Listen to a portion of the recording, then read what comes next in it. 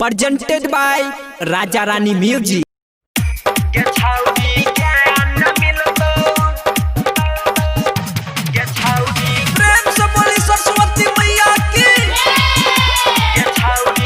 Mix by Abhimanyu Yadav.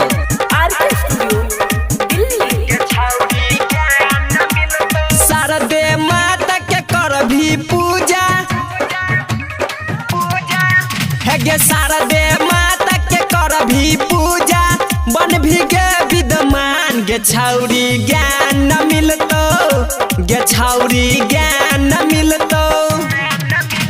Sharde माता के कर भी पूजा, बन भी गे विद्यमान गे छौरी ज्ञान न मिलतो, गे छौरी ज्ञान न मिलतो।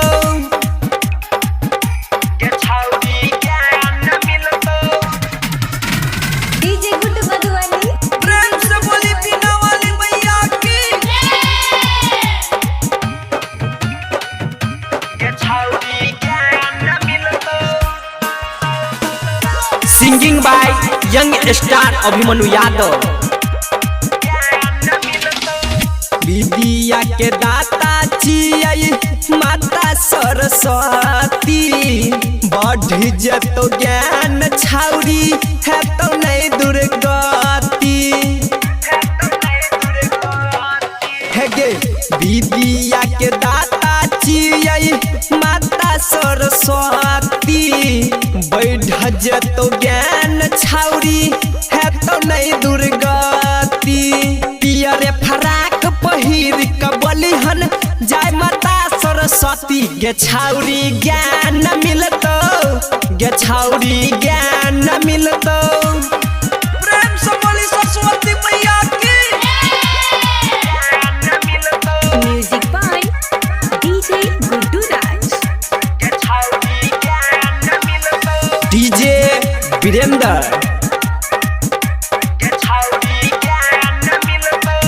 राजा रानी म्यूजिक के गे बजतौ जे गाना, मारी हन छौरी तू गे ककरो पताना